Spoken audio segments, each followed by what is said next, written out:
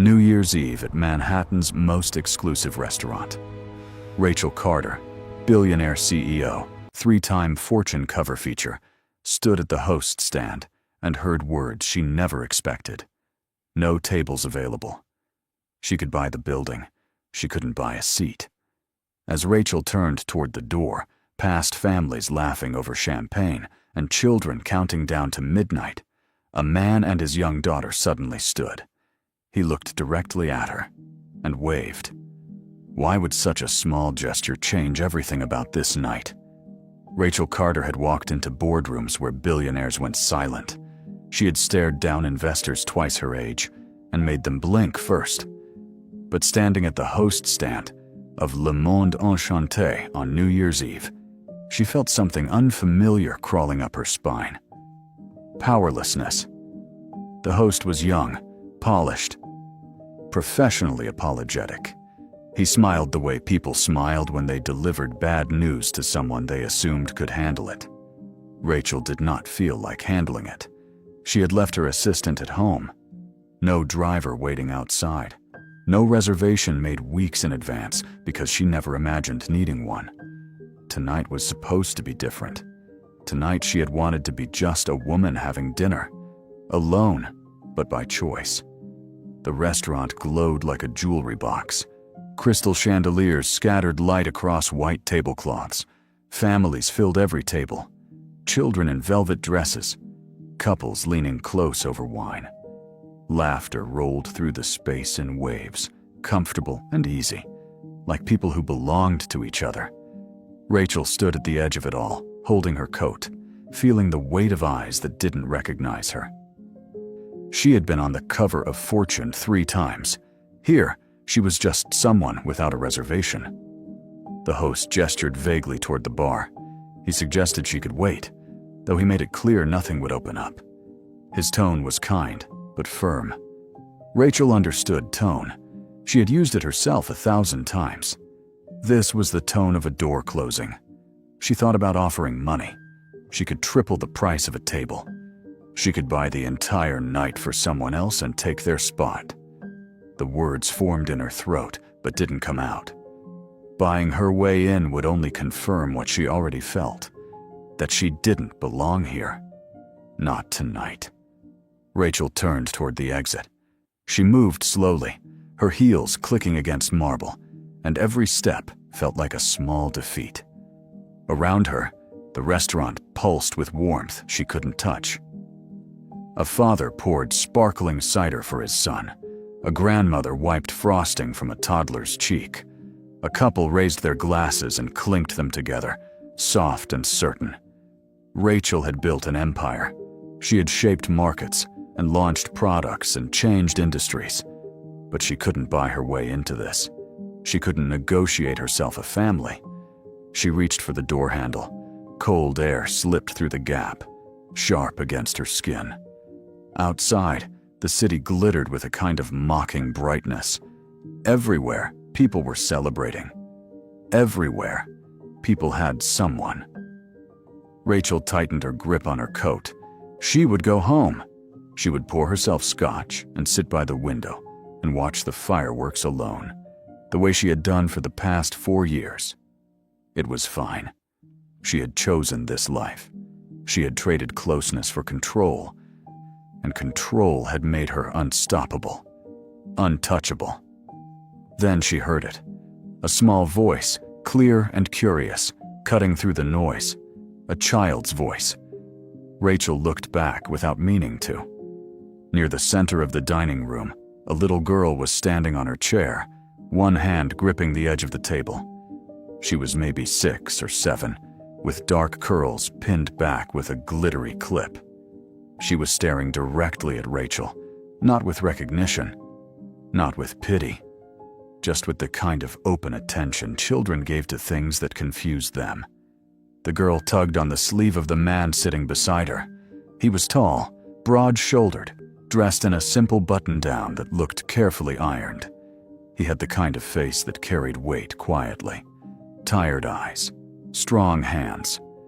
He glanced at his daughter, then followed her gaze across the room to where Rachel stood frozen in the doorway. The girl said something Rachel couldn't hear. The man leaned down, listening. His expression shifted. Surprise, maybe? Or hesitation. He looked at Rachel again, longer this time, and something passed across his face that she couldn't name. Then he straightened. He glanced at the empty chair across from him. He looked back at Rachel. And then, slowly, he raised one hand and waved. It wasn't a grand gesture. It wasn't confident. His hand lifted, hesitant, almost awkward, and stayed there for only a second before dropping back to the table. But it was unmistakable. An invitation. Rachel stood completely still. She didn't understand what was happening. People didn't invite her to things.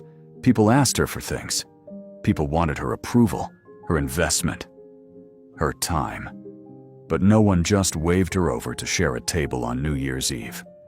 The little girl was smiling now, bouncing slightly on her chair. She waved too, both hands in the air, as if Rachel were someone she'd been waiting for. The man said something to her, gentle and low, and the girl sat back down but kept watching. Rachel felt every eye in the room shift toward her. The host had noticed. A waiter slowed near the kitchen door. A woman at the next table leaned toward her husband and whispered. Rachel's instinct was to leave, to walk out with her dignity intact and pretend this moment had never happened. Accepting help from strangers meant admitting she needed it. It meant sitting at a table where she wasn't in control, where she didn't set the terms, where she would be, for the first time in years, just a guest. But her hand had already released the door. Her feet had already turned. She walked back through the restaurant, past the tables full of families, past the host, who looked faintly surprised, past the hum of conversation that seemed to pause and then resume around her. She reached the table where the man and the little girl waited. Up close, she could see the girl's dress was slightly wrinkled, like it had been packed in a suitcase. The man's tie was crooked. There were 2 plates on the table, half finished, a glass of water, a pink lemonade with a straw. The man stood when she arrived. He didn't offer his hand. He just gestured to the chair across from him and said, in a voice that was careful and kind, that they had an extra seat if she wanted it. Rachel looked at him. She looked at the girl, who was grinning like this was the best idea anyone had ever had. She looked at the empty chair. And then, for the first time in a long time, Rachel Carter made a choice that had nothing to do with strategy. She sat down. The girl introduced herself immediately. Her name was Sophia. She was 7 3/4, and she liked unicorns and science and mac and cheese in that order. She talked the way children talked when they weren't performing for adults, fast and honest and without filter. She asked Rachel if she liked the restaurant, if she was here alone, if she had any kids. Rachel answered quietly, unsure how to match the girl's ease. No kids. Yes, alone. The restaurant was beautiful. The man finally spoke. His name was Carlos Brooks. He didn't explain why he had waved her over. He didn't apologize for the intrusion or make a joke to smooth the strangeness. He just said it was nice to meet her and asked if she'd eaten yet. Rachel said she hadn't. Carlos flagged down a waiter without hesitation, as if inviting a stranger to join them on New Year's Eve was the most natural thing in the world. Rachel sat with her hands folded in her lap, her coat draped over the back of the chair. She felt awkward, exposed, like she had walked into someone else's life and didn't know the script. But Sophia kept talking, kept asking questions, kept pulling Rachel into the moment with a kind of fearless curiosity that left no room for retreat. And Carlos, quiet and steady across the table, didn't try to fill the silence. He just let it sit. Let her sit. Let the night unfold however it needed to. For the first time in years, Rachel Carter was not in control, and somehow that didn't feel like losing. The waiter arrived with a menu, and Rachel accepted it without looking at the prices. Old habit. She scanned the descriptions, aware that Sophia was watching her with the kind of attention that made adults self-conscious. The girl had propped her chin on both hands and was staring openly, as if Rachel were a puzzle she was trying to solve. Carlos glanced at his daughter, then at Rachel, and something like apology flickered across his face. Sophia broke the silence first. She asked Rachel what her favorite color was. The question was so unexpected that Rachel almost laughed. She said blue. Sophia nodded seriously, as if this confirmed something important, and announced that her own favorite was purple. Not pink, because everyone always assumed pink. Purple like the sky right before it got dark. Rachel found herself nodding back, matching the girl's seriousness, and realized she couldn't remember the last time someone had asked her anything that wasn't about money or strategy or market projections. Carlos ordered for Sophia without needing to ask what she wanted. Chicken tenders and fries. Plain, no sauce. He ordered a steak for himself, medium rare, and a side salad. When the waiter turned to Rachel, she hesitated. She usually ordered whatever seemed appropriate for the setting. Tonight she didn't know what that was. She asked for the salmon and handed back the menu before she could second-guess herself. The waiter disappeared, and the silence returned. But it felt different now, less fragile. Sophia asked if Rachel liked animals. Rachel said she did, though she didn't have any pets. Sophia said she wanted a dog, but their apartment didn't allow them. She described in great detail the kind of dog she would get if she could. A golden retriever, or maybe a husky, or actually maybe one of those small, fluffy ones that looked like a cloud.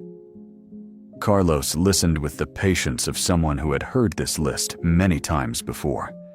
He didn't interrupt. He just let his daughter talk. And Rachel noticed the way he watched her, the way his whole body seemed to soften when Sophia smiled. Rachel asked Sophia what she wanted to be when she grew up. Sophia said a scientist, or a baker, or maybe both. She could invent new kinds of cake, she explained, like one that tasted like strawberries but was actually made of spinach, so it would be healthy. Rachel said that sounded like a good idea. Sophia beamed. Carlos caught Rachel's eye across the table, and for a second, something like understanding passed between them. A shared recognition that this girl was extraordinary, and they were both just trying to keep up. The food arrived, and the conversation shifted into the easy rhythm of eating. Sophia talked between bites, asking questions that had no agenda. Did Rachel like roller coasters? Had she ever been to the ocean? What was her favorite kind of pizza? Rachel answered each one, surprised by how much she had forgotten about herself. She liked roller coasters, but hadn't been on one in 20 years. She had been to the ocean once as a child, in North Carolina, and remembered the sand being too hot to walk on. Her favorite pizza was plain cheese, which Sophia declared was the only correct answer. Carlos spoke less, but when he did, his voice carried a steadiness that Rachel found oddly comforting. He didn't try to impress her. He didn't ask what she did for a living, or where she lived, or any of the questions people usually asked when they were trying to place her in their mental hierarchy. He just existed across the table, present and unhurried, and let the evening unfold at its own pace. Sophia finished her chicken tenders and announced that she needed to use the bathroom. Carlos stood immediately, but Sophia shook her head and said she could go by herself. She was 7 3/4, she reminded him, which was old enough. Carlos hesitated, then glanced toward the restrooms near the back of the restaurant. He told Sophia to come right back, and she rolled her eyes in the way children did when their parents worried too much.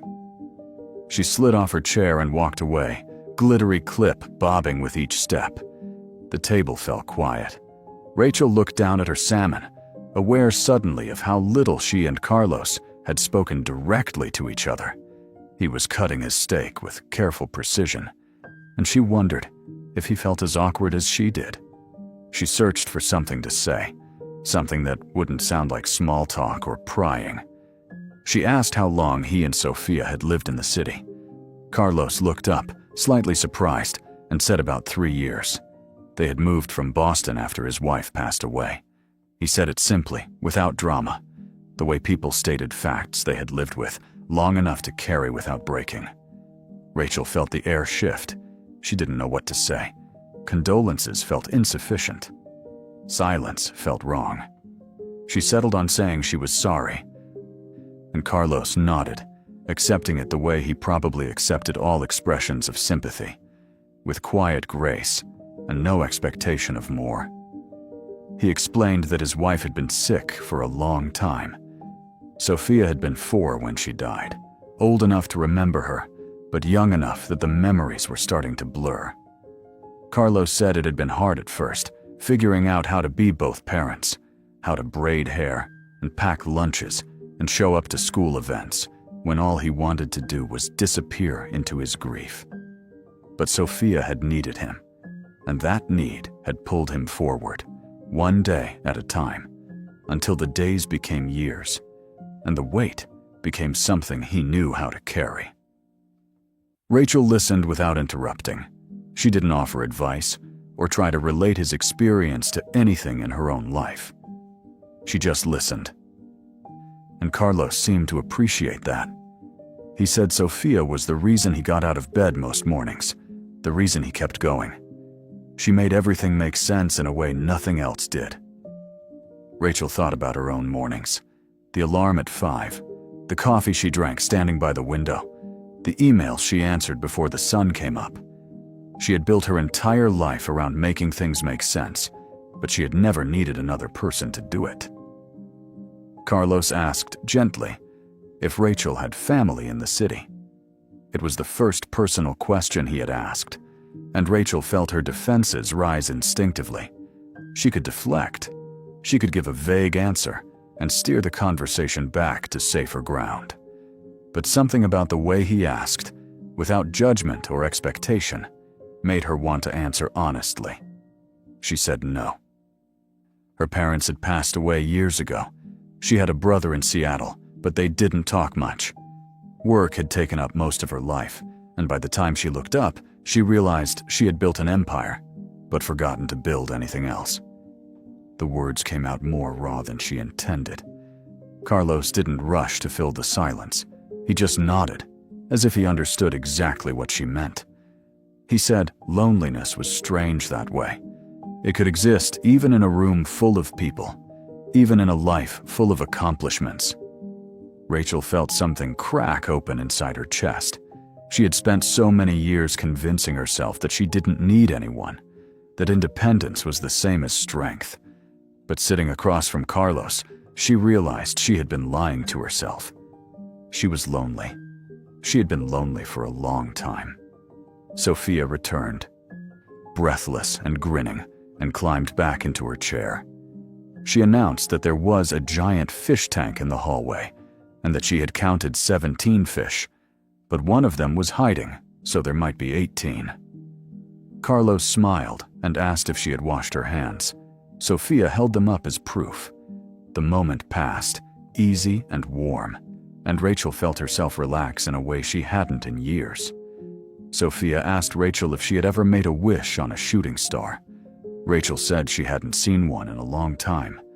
Sophia said that was sad, because wishes were important. You had to make them, even if you didn't think they would come true, because sometimes the universe was listening. Rachel asked what Sophia would wish for. Sophia thought about it seriously, tilting her head to one side. She said she would wish for her dad to be happy.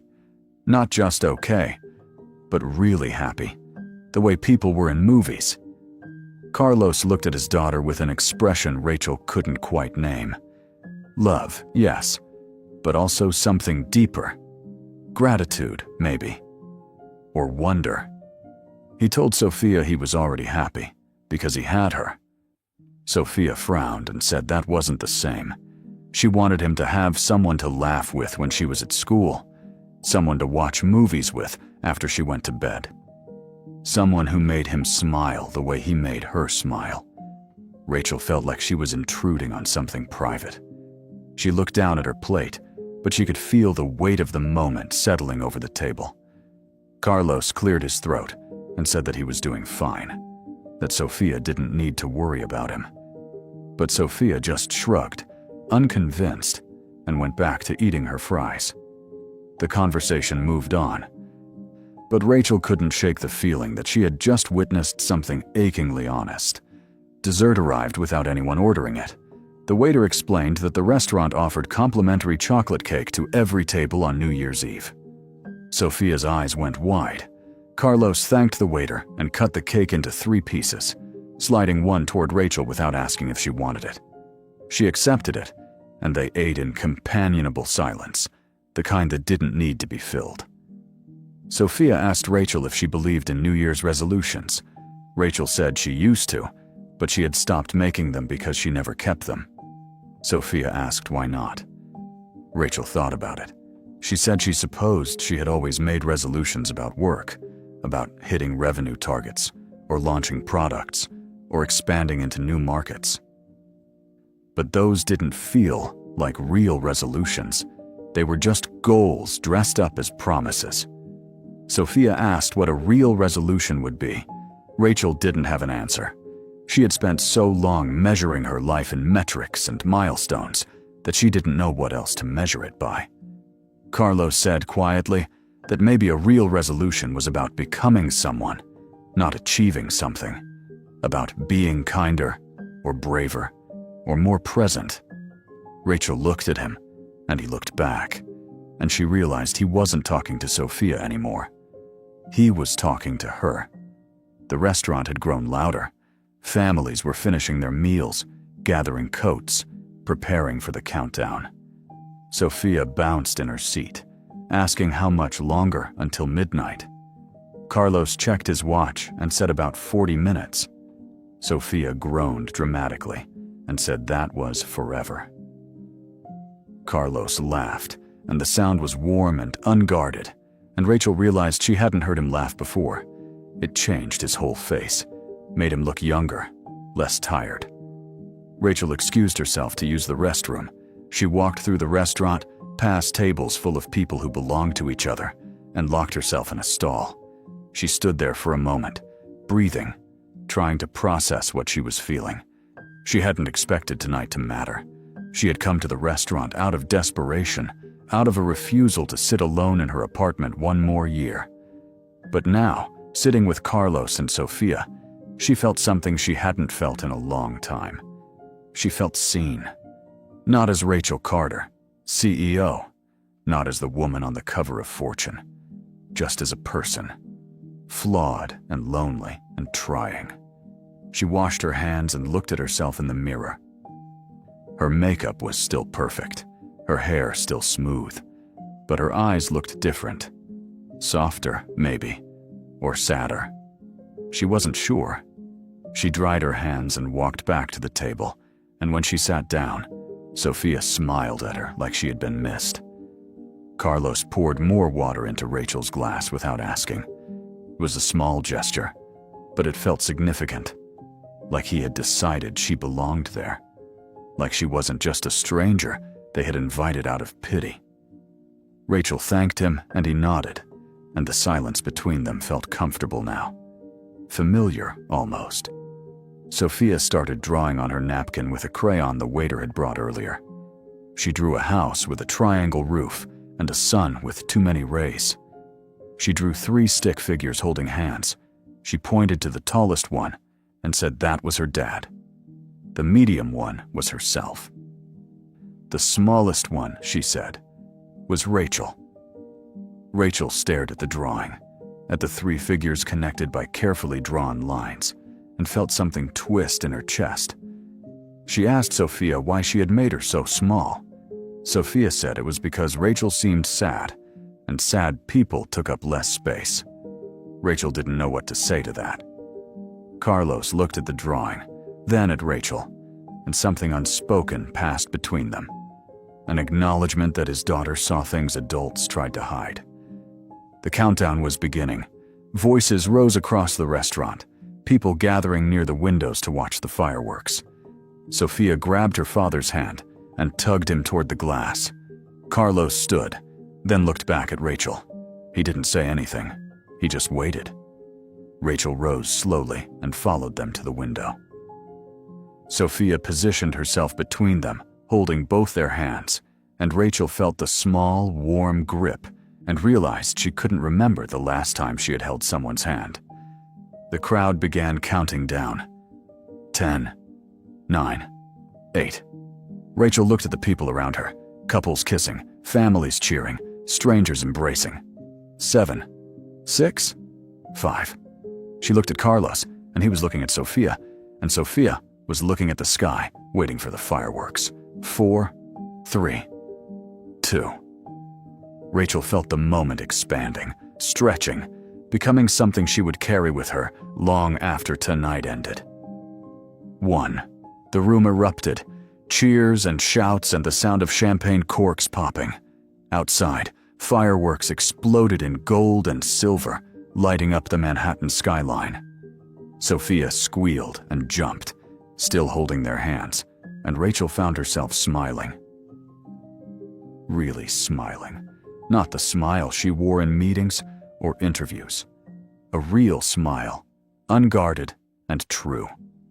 Sophia turned and hugged her father first, fierce and tight, and Carlos bent down and wrapped his arms around her.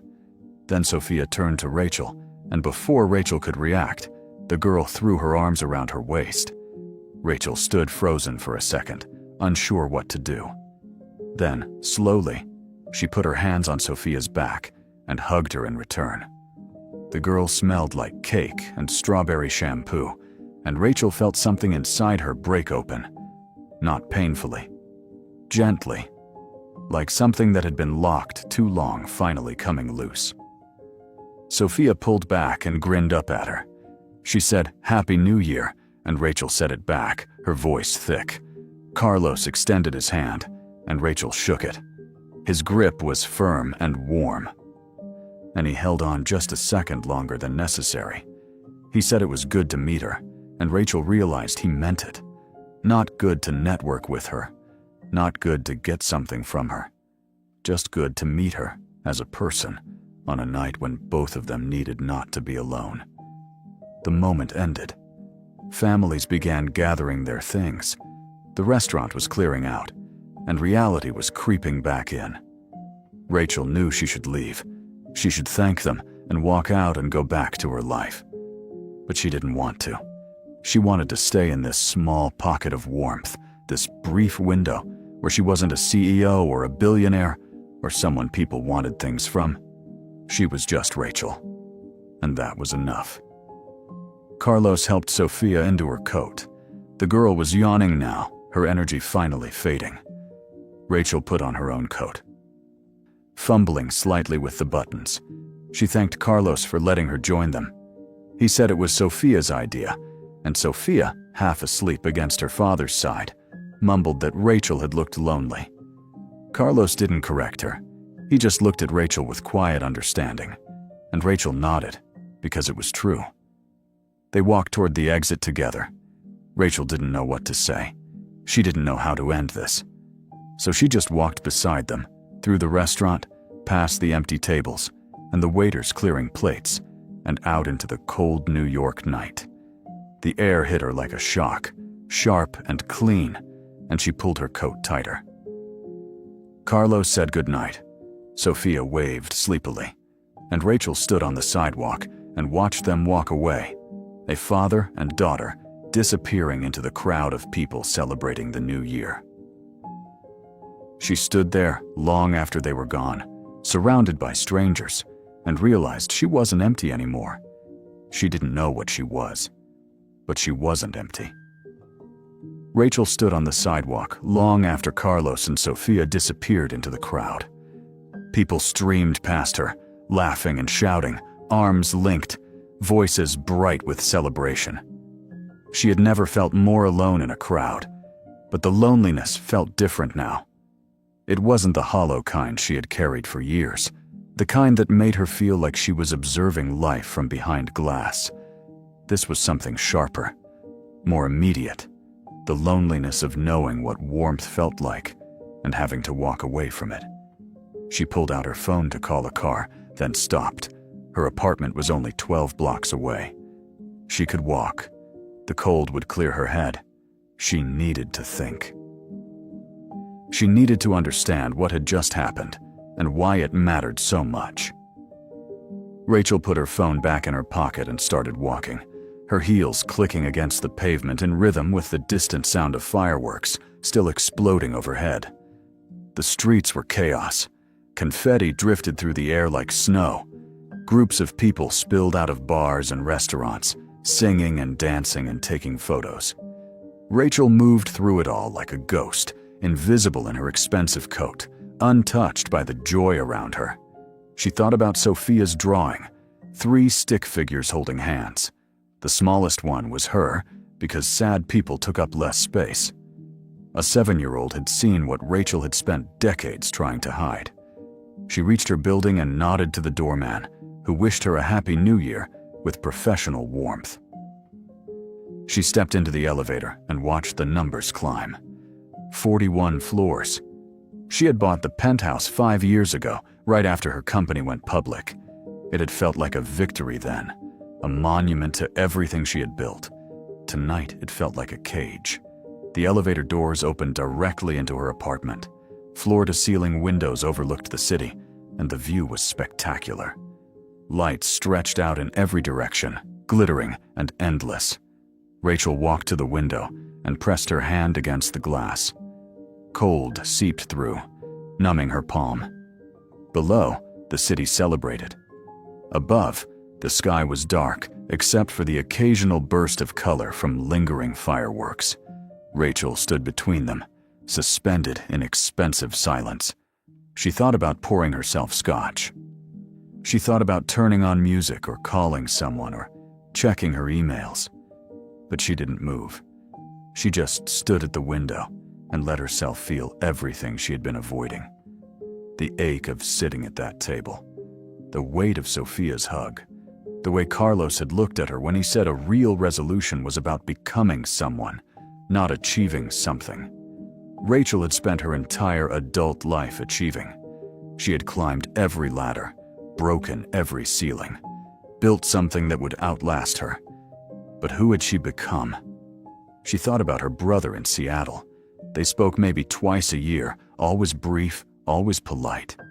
He had invited her to Thanksgiving, and she had declined because of a board meeting. He had stopped inviting her after that. She thought about her college roommate, who used to call every few months until Rachel stopped returning the calls. She thought about the assistant who had worked for her for 6 years and knew her coffee order, but not her favorite color. Rachel had built walls so high that no one could climb them, and now she was trapped inside. The city blurred. Rachel realized she was crying. She couldn't remember the last time she had cried. Maybe at her mother's funeral 8 years ago. Maybe not even then. She had been too busy managing the logistics, making sure everything was handled, staying in control. Control had been her religion, her safety. But it hadn't kept her safe. It had just kept her alone. Rachel wiped her eyes and walked to the kitchen. She poured herself water and drank it standing at the counter. The apartment was silent except for the hum of the refrigerator and the distant sound of the city below. She thought about what Sophia had said, that you had to make wishes even if you didn't think they would come true, because sometimes the universe was listening. Rachel didn't believe in wishes. She believed in strategy and execution and measurable outcomes. But standing in her empty kitchen on the first day of a new year, she found herself wishing anyway. She wished she had asked Carlos for his number. She wished she had said something more than thank you. She wished she could go back to that table and stay there, just a little longer, in the warmth of people who had nothing to gain from her. But wishes didn't work that way. The moment was over. Carlos and Sophia were home by now, probably getting ready for bed, and Rachel was here, alone in her palace of glass and steel. She thought about Monday. The office would be quiet, most people still on vacation, but she would be there. She always was. Her calendar was already full for January. Meetings and calls and decisions that would shape the next quarter. She could see the year stretching ahead of her, month after month of the same disciplined routine. Wake at 5, work until 8, sleep, and repeat. It had always been enough before. Now it felt like a life sentence. Rachel walked back to the window. The fireworks had stopped. The crowds were thinning. The city was beginning to settle into the quiet hours between celebration and mourning. She pressed her forehead against the glass and closed her eyes. She thought about Carlos saying that loneliness could exist even in a room full of people. Even in a life full of accomplishments. He had understood. He had lived it.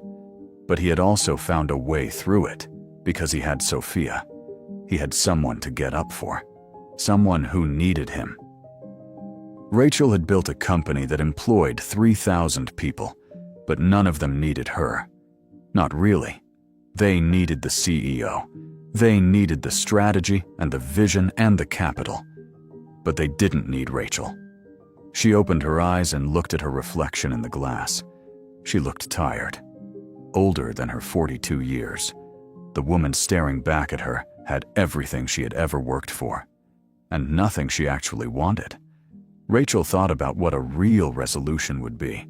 Not a revenue target. Not an expansion plan.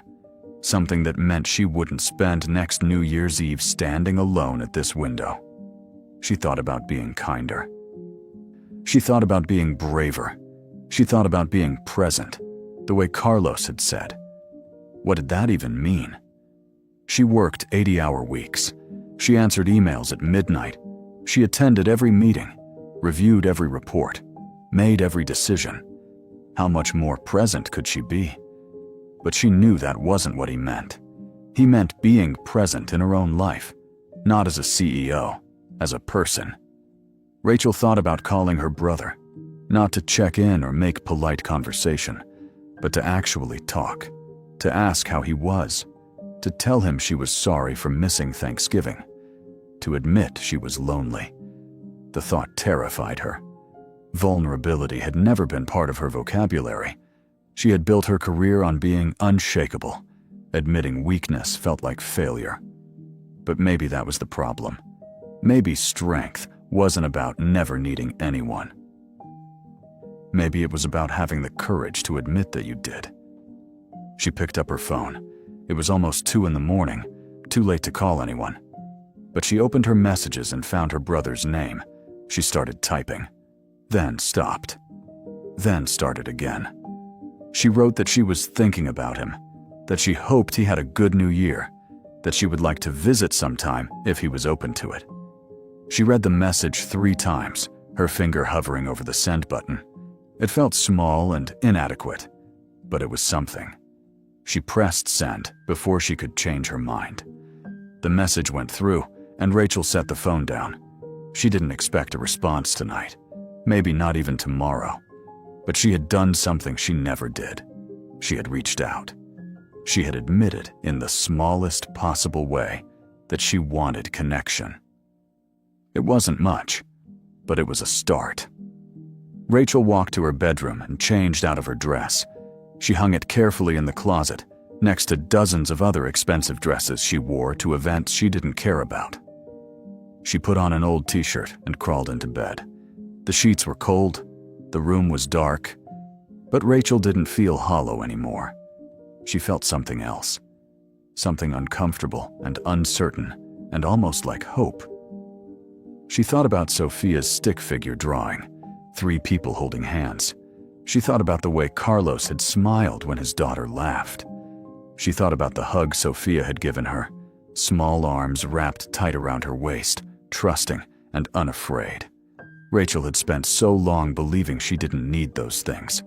That connection was a distraction. That love was a liability. But tonight, she had been given a glimpse of something different. A life where people invited you to their table, not because of what you could do for them, but because they saw you standing alone and thought you deserved better. Rachel closed her eyes. She didn't know if she would ever see Carlos and Sophia again. She didn't know if she could actually change or if she would fall back into the same patterns that had kept her safe and lonely for so long. But she knew one thing. She didn't want to spend another year like this. She didn't want to build empires if it meant living in them alone. Money could buy almost anything, but it couldn't buy a seat at someone's table. It couldn't buy the warmth of a child's hug or the quiet understanding in a stranger's eyes. It couldn't buy belonging. And for the first time in her life, Rachel Carter understood that belonging was the only thing that mattered. Everything else was just noise. She fell asleep thinking about stick figures holding hands, and when she woke on the first morning of the new year, she didn't reach for her phone. She walked to the window and looked out at the city, still sleeping, still recovering from the night before.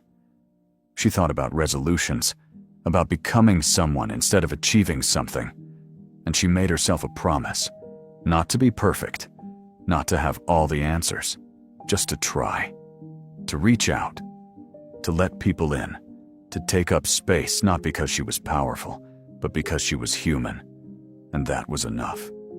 The sun rose slowly over Manhattan, cold and bright, and Rachel stood at the window and watched it climb. A new year, a new start, not because the calendar said so, but because she had finally decided she deserved one. This story is a quiet, powerful reminder that success means nothing without human connection, and that the smallest act of kindness can change a life. If this moment touched you, please like the video to support story with heart and meaning. Subscribe to the channel for more unforgettable story about loneliness, hope, and second chances.